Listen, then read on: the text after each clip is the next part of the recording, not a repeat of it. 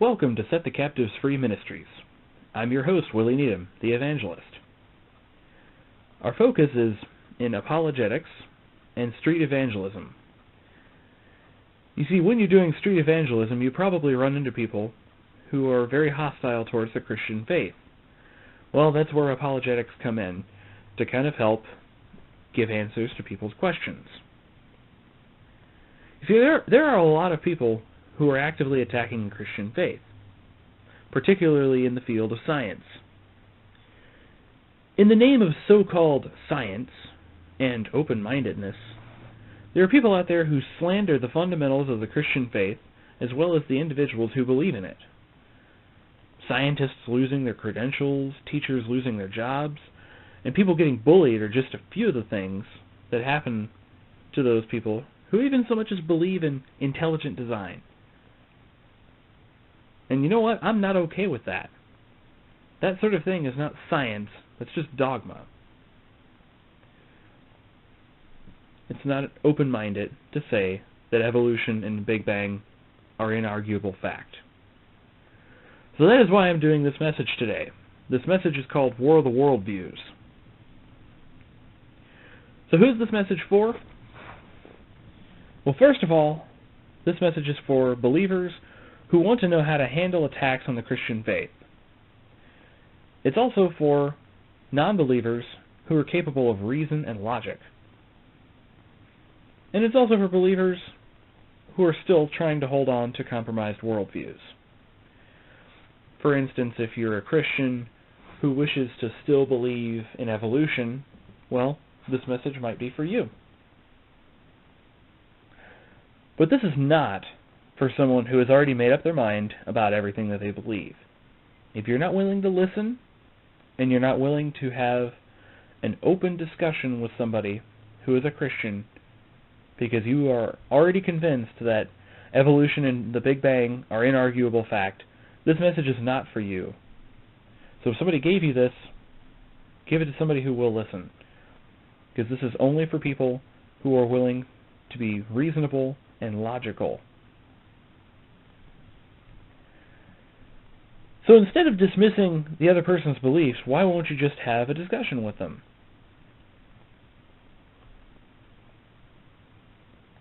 See, we're not here to convert you with this message. We're just here to make you think. So if you've already shut me out, then you're really not interested in thought and reason and logic. You see, people will say that they're all for reason, they're all for logic, when really it's just their own worldview that they're comfortable with, and they don't want to have any other worldview come in. So before we get started, let's get a few things out of the way. I need you to determine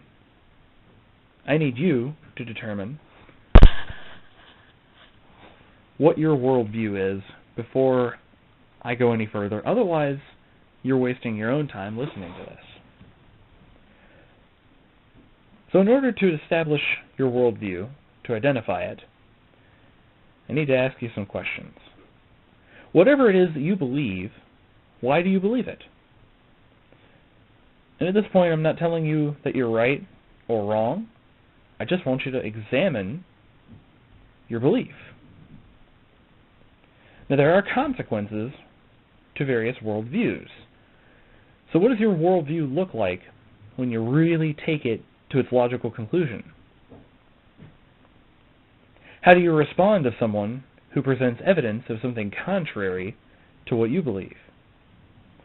For instance, if you believe in evolution and someone gives you evidence that the world is only a few thousand years old, how do you respond?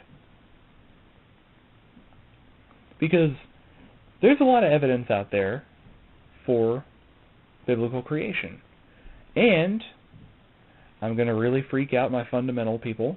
There's just as much evidence about evolution. You know why? Because we're looking at the same pieces of evidence. It's the same world. The same fossil layers, the same biological organisms. It's the same evidence. But the purpose of this question is, how do you respond to someone who presents you with evidence to a contrary worldview? I heard a story once about a man who was convinced he was dead. He went to the doctor and he said, "Doctor, I am dead. I need you to legally declare me dead." Now, I don't know why he went to the doctor to declare him dead, because that's the coroner's job. But that's beside the point. The doctor showed him his medical chart. He said, "You are in perfect health. You are in perfect health, sir." Well, the man said, "Well, somebody must have falsified my information. Doctors get medical charts wrong from time to time. You could be wrong." Okay. Then the doctor said, "Well, you're moving, you're talking, we're having a full conversation." And the man said, "Well, it's probably just because of extra electric impulses twitching my nerves, because that happens after a person dies." Okay, so after trying very hard to reason with this man who was convinced that he was dead, the doctor asked him one last question. "Do dead men bleed?" And the man very confidently said, "No, no, they don't." The doctor pulled out a needle, pricked the man's finger, and sure enough, blood started coming out. The man who was convinced he was dead looked at his finger, and with an astonished look on his face says, "Huh, well, isn't that something? Dead men do bleed." Now, the purpose of this story is to show that this man already had a worldview that he was dead.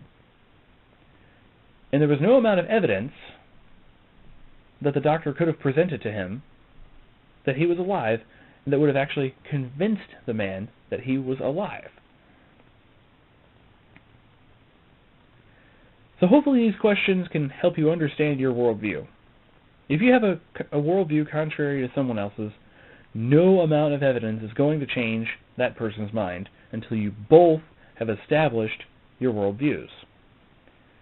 You see, for me, these questions right here were enough to change my mind about everything.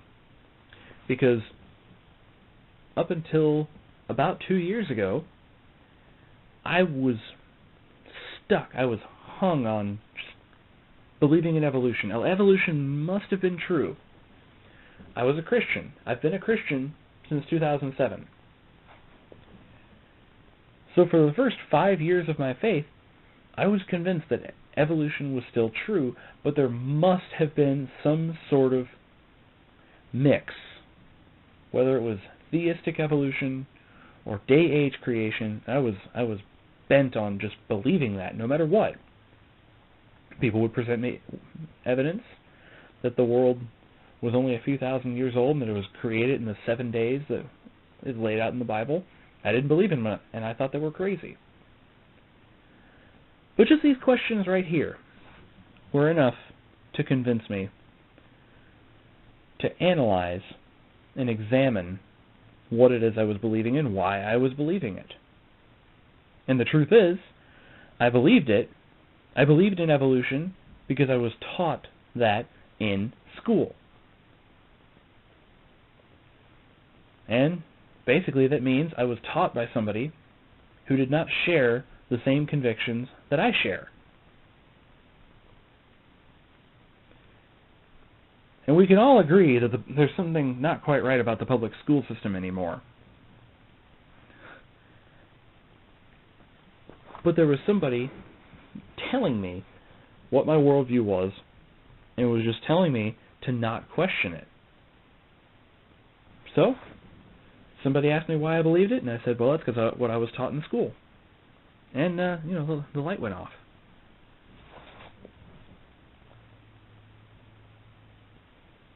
So, hopefully I've gotten you thinking so far. But the fact of the matter is that there is a war of the worldviews going on today. So here's my defense, or the answer that's required of me, as written out in Scripture in 1 Peter chapter 3, verse 15. It says to always have an answer ready, to give an answer for the hope that's within you. and let it be given in meekness and fear.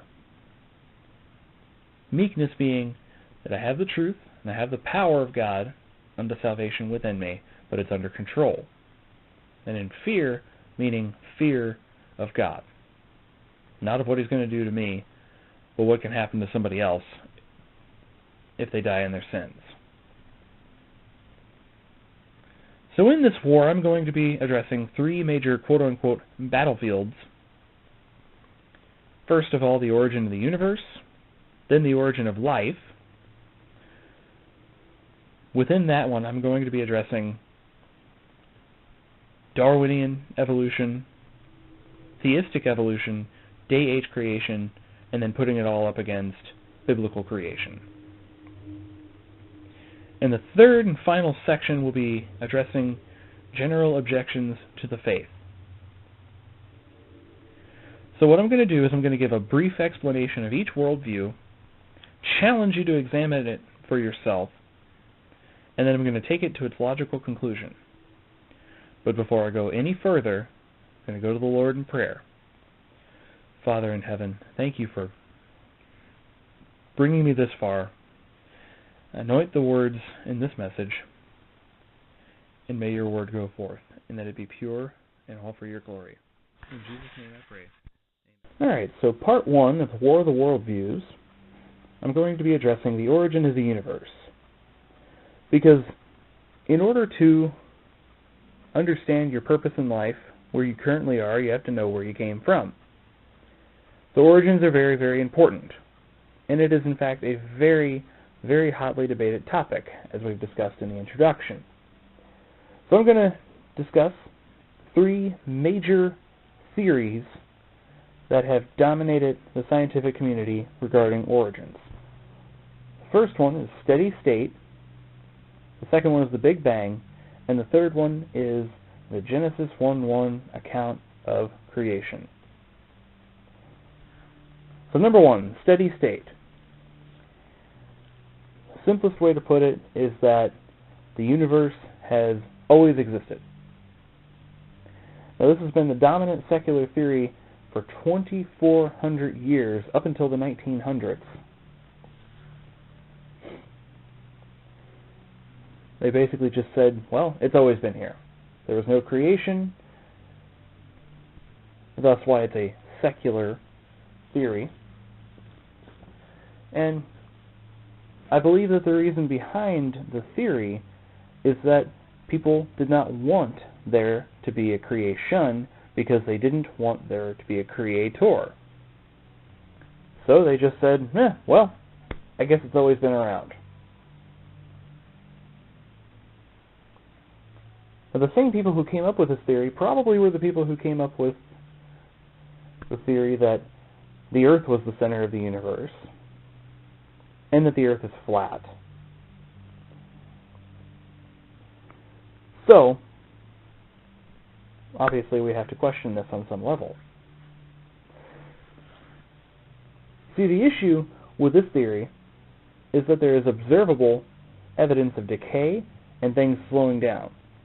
Now, I'm not just talking about decay as in bread getting moldy and decomposing, although that's a very reasonable example. I'm talking about, though, on a much bigger level of decay. Stars dying. I mean, if they died, they must have been born.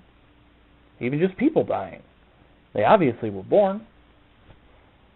So everything that has an end has to have a beginning. So if things are slowing down or decaying, they must have been wound up or formed in some way. Now, I know this is a very, very simplistic explanation of the steady state theory, but there's really not much to it. We can agree that there was a beginning. But the question is, what caused it? I personally would rather ask the question, who caused it? But we're not quite there yet. So now, the theory of the Big Bang. What's interesting about the title of this theory is not only is there a really, really funny television show with the name, but the name Big Bang Theory was actually meant as kind of an insult. So I kind of have to chuckle at the fact that people take the title of it seriously. Now, this theory states that the universe started out compacted very tightly as a singularity, all the matter of the universe in one atom. And suddenly it exploded into what is now all matter and energy, and then it slowly over 15 to 18 billion years, give or take a couple billion years, formed into what we see now. Now, scientists have three reasons for this theory. First one is the second law of thermodynamics shows that we have an origin. As we stated in the steady state, that's the second law of thermodynamics, is that if things are decaying, they must have been formed to begin with. Another thing is that Sir Edwin Hubble, whom the giant space telescope is named after, he discovered that the galaxies are actually moving apart from each other, showing that there must have been a common point of origin. Basically what they're thinking is that when all the matter exploded, it kind of like had a snowball effect, where as the things are moving out, they're forming into galaxies, starting out as quasars, and then into galaxies, and then more and more specific to stars, and then the stars exploding, and then becoming more smaller stars, so on and so forth. All the while, everything is moving outward from each other, showing a common point of origin. Now, we don't really know what that point of origin is, but we can see, at least from our little corner of the universe, that everything's moving away from itself.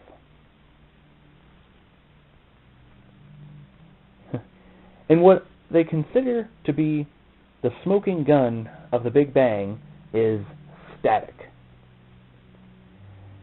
They claim that this is the biggest piece of evidence for the Big Bang theory because they say that there's slight inconsistencies in the static radiation showing that that's what it all took to form things.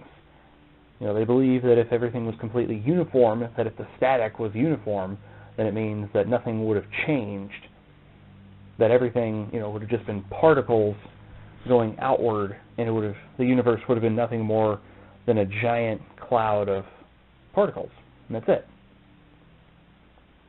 So they believe that the static, having slight inconsistencies, is all that is necessary for everything to form what it is now. Unfortunately, this only raises more questions than it really answers. You see, this theory really, really relies on empirical evidence. Now, empirical evidence is things that you can detect with your five senses. So, yeah, empirical evidence is very good, but that's all they can provide. Now, you may be raising an eyebrow at the sound of that statement, but it takes more than empirical evidence to answer a lot of the questions of where we came from, such as, where did the laws of physics come from? How did chaos suddenly become orderly enough to have uniformity? And, a really big one, how did everything fall into place for life to form? A lot of scientists and mathematicians are saying, even the ones who agree with the Big Bang, they agree that the age of the universe is still not quite enough for things to form spontaneously. Even with the odds being somewhat calculable, meaning that you have to have scientific notation in order to calculate it, because the odds are so incredibly slim, but they still are saying that the universe is not old enough for things to have formed on their own.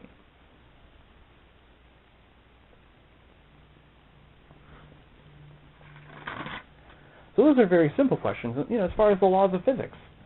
I mean, obviously, we need laws of motion and energy and gravity and all these things in order to be able to test and repeat any of these things within science. So where did they come from? See, one of Newton's laws of physics states that an object at rest stays at rest unless acted upon by an outside force. So therefore, whatever caused the universe to bang has to exist outside of the universe. Because if the universe was packed into a singularity, whatever caused it to bang was outside of itself. So, if it's outside of the natural universe, you could say that it's supernatural, right? These laws must have existed before time began, so it's eternal, it's unchanging, otherwise science would be impossible. Because you need uniformity in order to have science. In fact, there are 3 things, there's actually 5, but I'm only going to focus on 3 things that are absolutely necessary for science to even be possible. First of all, you need uniformity. Because people are always saying, you have to show me evidence that is testable and repeatable. Well, how can you repeat something that is chaos? If the universe is random, it's chaotic, and constantly changing, then how can we test that and repeat it if it's constantly changing? So therefore, the universe is not necessarily all chaotic. There is obviously a uniformity within the universe. In order for you to even make that statement, you had to test it and repeat it. You have to have laws of logic. In order to even say that something doesn't make sense, means you are putting something up against a law of what makes sense and what doesn't make sense. Even if it's your own mind, there still obviously must be some logic in existence somewhere.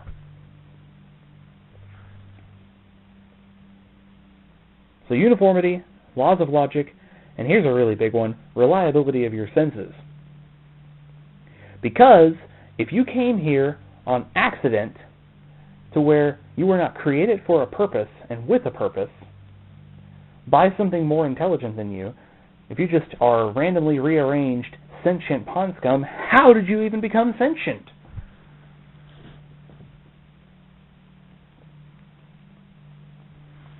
A created thing cannot explain its own existence. It takes something outside of it. So if you are just something that came along by accident, how can you even rely on your senses enough to make observations, to form a hypothesis,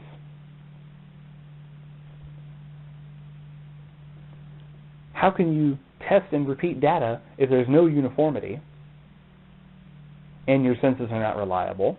And how can you come to any kind of conclusion without any kind of logic? So you need these 3 things in order to have science. And let me tell you, if this universe is chaotic and random, then we can't have any of those 3 things. So with all these things being said about how whatever it is that caused the Big Bang to bang, of it existing outside of the universe, If you believe in the Big Bang Theory, you believe in something supernatural because it existed outside of the universe, whatever caused it. You believe in something that's eternal because it happened before time began. It's unchanging because, as I stated, you need uniformity. And it has a greater authority over the universe than the universe itself, because the universe wouldn't have existed without the Big Bang. Now, I know some people might say that universal causality doesn't necessarily work, but you got to think, there's something to it.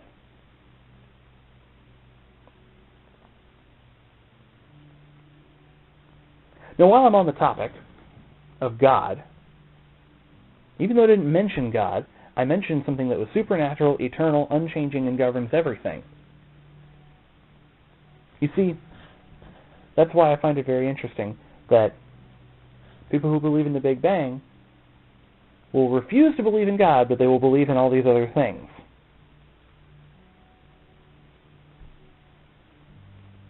But while I'm on the topic of God and the Word of God, the Bible contains a vast supply of scientific knowledge of things that were not even discovered until recent decades. See, it was once very well said that the truth is like a mountain that scientists have been scaling tirelessly, only to find out that when they get to the top, the theologians have been sitting there for centuries.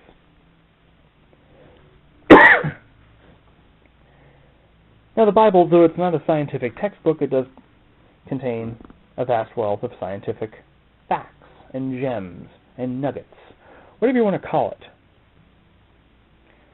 It talks about the hydrologic cycle in the book of Ecclesiastes, chapter 11, verse 3.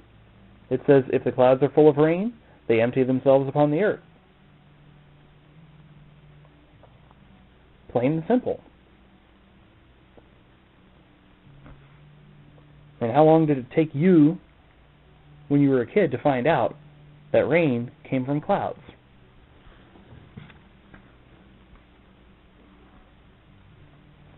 Or if you look at chapter 1 of Ecclesiastes, verse 7, all rivers run into the sea, yet the sea is not full.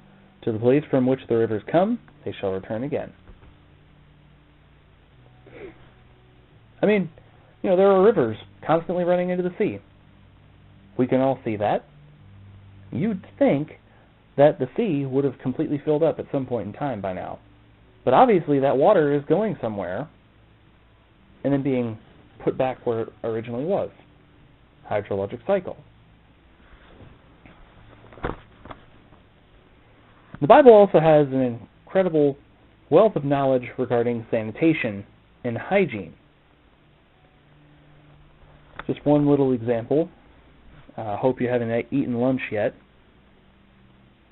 Leviticus chapter 15, verse 13.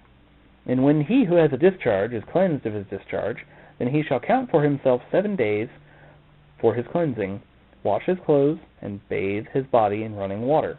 Then he shall be clean.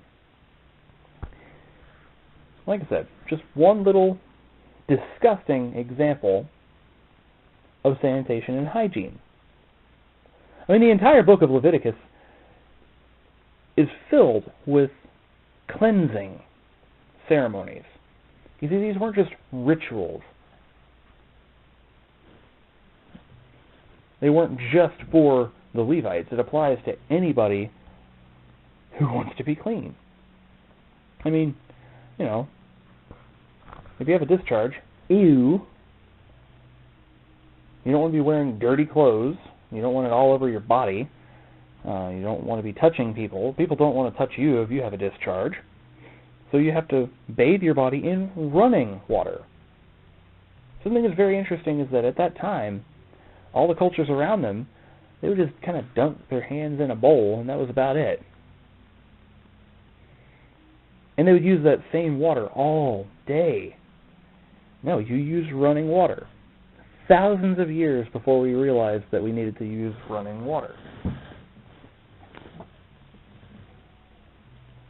It's a very fascinating piece of information.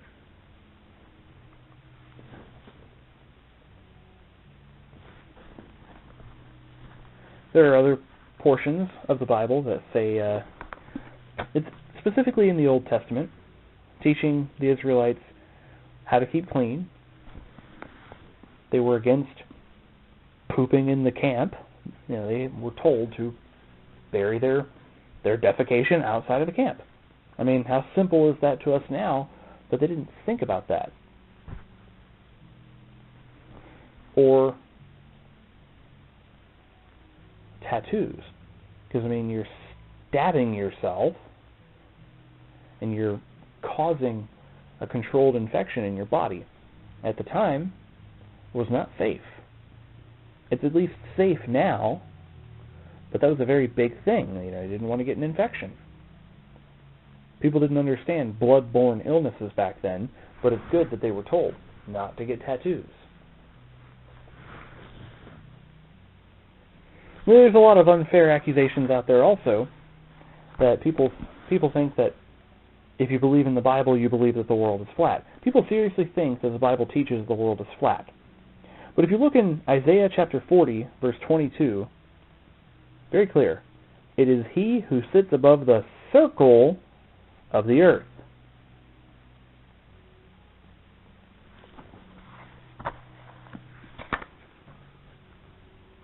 Now, we did not know that the earth was a circle for a very, very long time. Now, supposedly the ancient Egyptians discovered it. Well, good for them. But it wasn't common knowledge until recent history.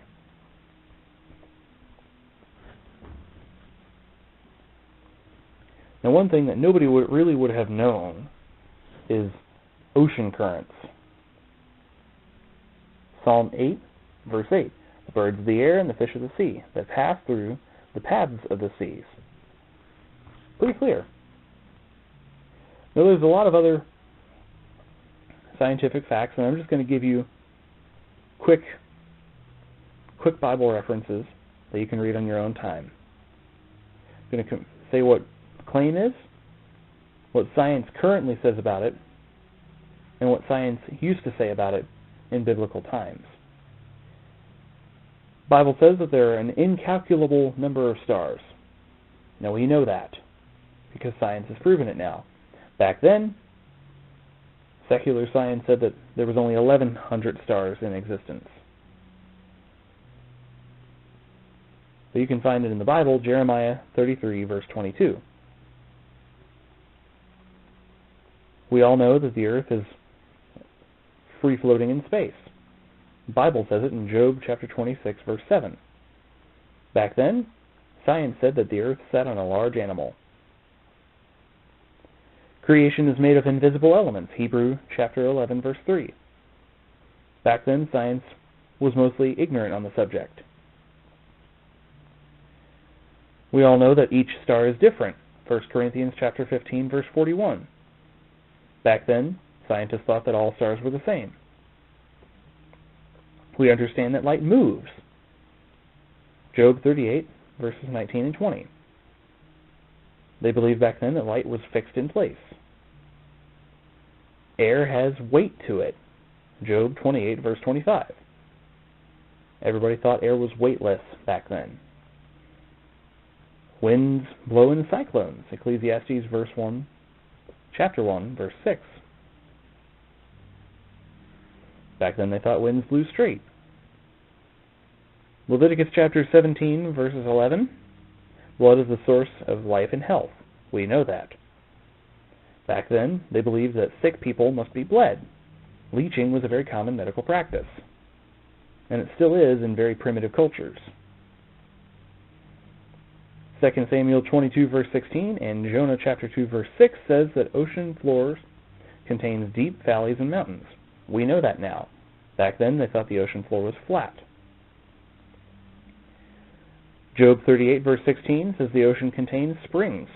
We know that now. But back then, that oceans were only fed by rivers and rain. Leviticus 15:13. Just kind of a rehash on that. So only a supreme being could have inspired men to write these things, considering that deep-sea diving and space travel hadn't been invented yet, to discover that the Earth is round, or that there are mountains and valleys and springs on the ocean floor. So either this entire thing is made up in the Bible, and that it just happened to have been true, like they were making like poetic statements that just turned out to actually be accurate scientifically. Maybe the Bible is only 100 years old, because a lot of these scientific discoveries have only come within the past 100 years or so. Well, that's obviously not true, because anybody who's over 100 years old knows that the Bible's been around longer than that. But you know what I say about it? In the words of the famous, late, great Macho Man Randy Savage, it is what it is. The Bible is true, it is accurate, and it has provided us with a wealth of scientific information thousands of years before scientists even discovered the truth about it. So this concludes part 1 of War of the Worldviews. I'm afraid that's all the time we have left for today, folks, but thank you for listening to the Set the Captives Free radio broadcast with Pastor Frank. For more information or to send a donation, write to us at P.O. Box 467, Modena, New York, 12548. Or give us a call at 845-883-0089. Thank you all very much, and God bless.